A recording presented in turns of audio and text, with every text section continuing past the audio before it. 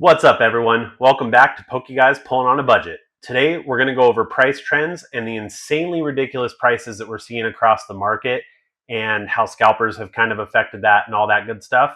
But first, let's get the budget up on the screen. And because it's the first video of May, we're going to add $200 to that budget. And then towards the end of the video, I'm going to open up the second Galarian Rapidash V-Box that I got in the 2-for-1 special that I did when I did the 100 subscriber giveaway. We spent 20 bucks on that, so we'll take that off the budget. And then I also got a Galarian Rapidash tin that we're going to open as well that we spent 15 bucks on. So 35 bucks total. We're going to take that off the budget too. And then we're going to get into price trends. So stay tuned. And at the end of the episode, you guys will see how to win some of these boxes that are behind me.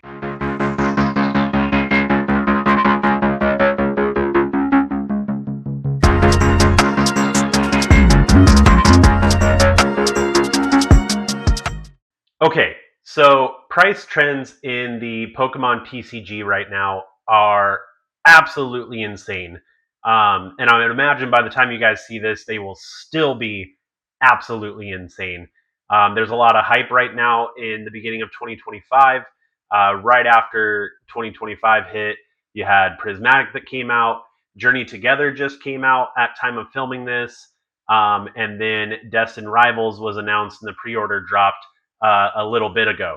So a lot of stuff coming out this year, and the prices are definitely fluctuating, but they're staying on the higher end. So how do you protect your budget?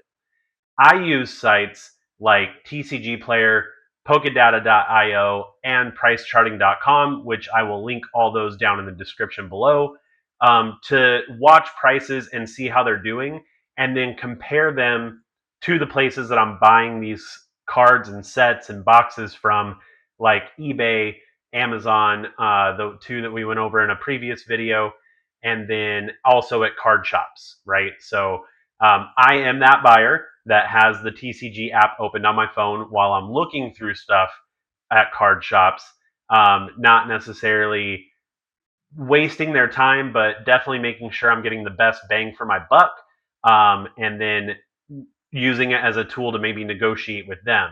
I understand businesses need to make a profit on their stuff, so if they're paying exorbitant prices for them, then we are too, and that's just the name of the game. But the goal is how to save the most money possible. So using sites like TCG Player, Pokedata.io, and PriceCharting.com, you can compare the prices of things, single cards, packs, boxes, ETBs, all that good stuff, before you go and hit buy now on a website, or before you head to the card shop and spend your hard-earned cash, to make sure you're not overpaying for stuff that's on the market. Now, if you are lucky enough to visit your local grocery store, which if you go to Pokemon.com or PokemonCenter.com, you can look up where the vending machines are close to you, and get stuff at retail, then great. That's obviously the goal. If your card shops sell stuff at retail, then great. Again, that's obviously the goal. I will seek out those shops and those vending machines first before I pay really even $5-10 over retail, just to make sure that I'm spending the proper amount on stuff instead of just throwing money at the hobby. Pokedata.io is a really good website. Again, linked in the description, because it takes current trends from TCG Player, eBay, a couple other sites, and takes an average of what those prices are going for, and then puts that average on the card, pack, ETB, whatever it is that you're looking at, in order to make sure that they're putting out the right information. The other websites like TCG and Price Charting, they kind of go with the market trend, and people post stuff on there, and it'll say, however many 5, 6 listed at a starting price of da da da da da, and then you scroll down and it has everyone's prices listed on there. Whereas Price Charting uses real-time stuff from eBay, specifically eBay, saying what they're going for, and uses that to determine what they think the cards are worth. Each site kind of has a different value on any given product, but that's okay. That's why I use all of them in order to determine what I think something should be worth. At the end of the day, what you think something should be worth is the most important for your budget. So if you think something is too pricey, don't buy it. If you think something is not pricey enough, or in other words, too good to be true, then definitely do your homework and research it before you go through with that purchase. At the end of the day, my goal here is not to tell you how to buy your stuff, but to give you advice on how to protect yourself when you're doing that, and what I do in order to protect myself when I'm buying stuff. So don't hold anything against me if you're going to shops or going on eBay and thinking you're paying too much, because at the end of the day, whatever you decide to spend is what you decide to spend. Here at PokéGuys Pulling on a Budget, we try to mitigate costs by researching and doing our homework before we even spend a buck. So definitely keep all that in mind.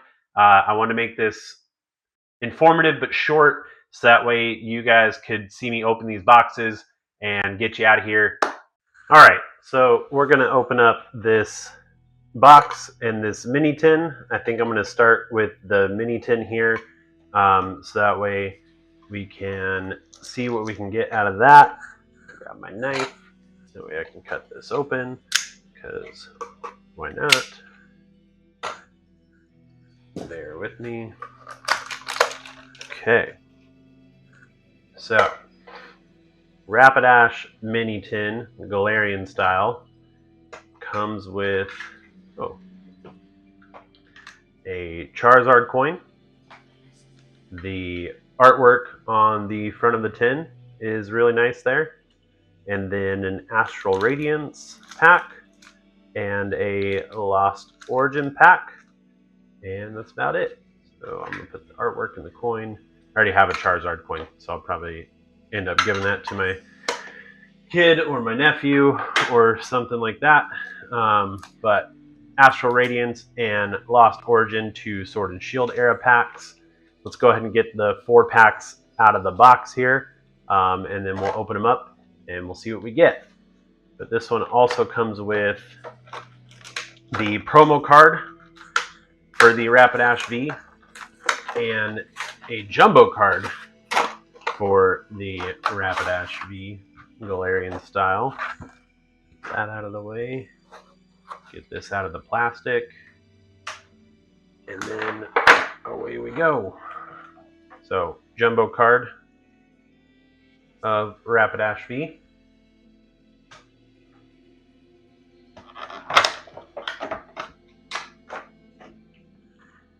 And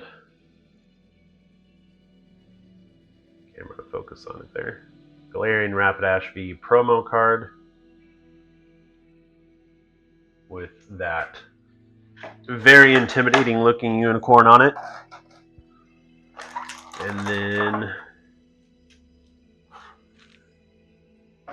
4 Sword and Shield packs in this one as well. We got Battle Styles, Darkness Ablaze, another Battle Styles, and Rebel Clash. So we're going to open up all 6 of these. Hopefully we can get some great cards. I don't remember off the top of my head the chase cards for them, but I have opened up, I think, each one of these, and we'll see what we can get. I know, at least where Sword and Shield is concerned, most of them have the Galarian Gallery cards that we want to get, but we'll start with Rebel Clash, and hopefully we can get something. I always forget Sword and Shield are in there backwards compared to Scarlet and Violet. Hopefully we can get something good. Scoop Up Net, Chatot, Charjabug, Phantump, come on, focus, Dreepy, Galarian Farfetch'd, Honedge, Timpole, Heatmore, Garbodor, and that's it. All right. Battle Styles next. We'll open both Battle Styles right away.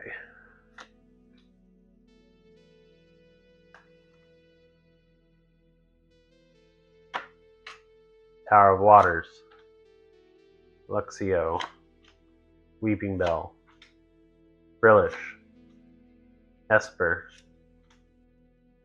Blipbug, Silicobra, Houndor, Rampa, and Single Strike Primate.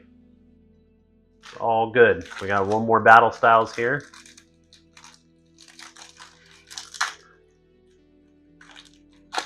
Spoiler alert, we're getting another Frillish.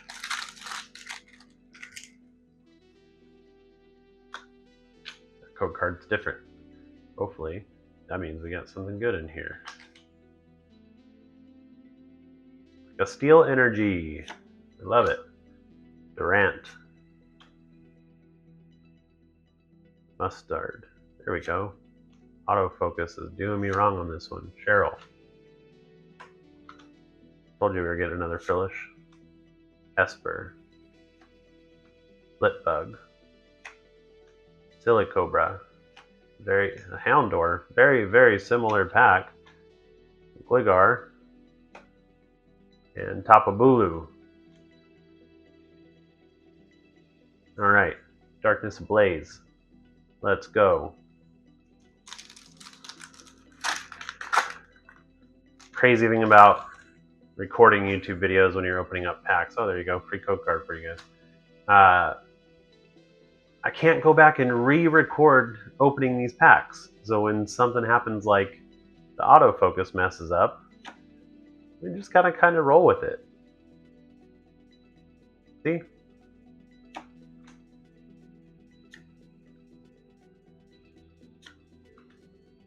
Galarian Darugama, Grimer, Larvitar, Shelmet, Nickit. Oh, Powerful Energy. And Kupajara, Copper Raja. Alright. Lost Origin time. Let's go.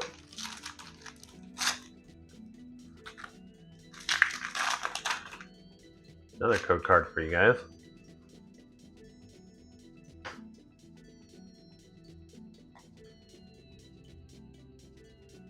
Alright.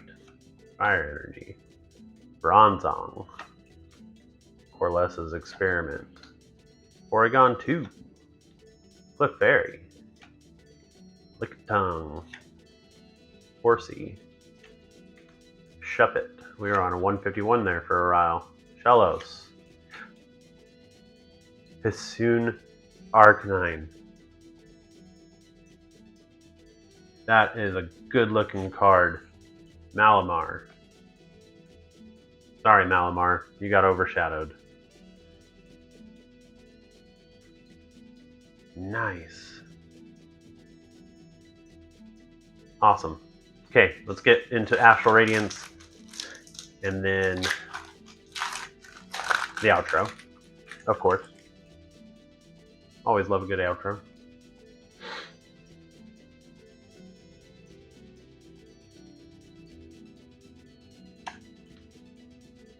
Unidentified fossil. Dartrix. Drifblim. Sneasel. Misdreavus. Barboach. Poniard. Eevee. Hoot Hoot. And Mesprit. All good. At least we got something out of it, right?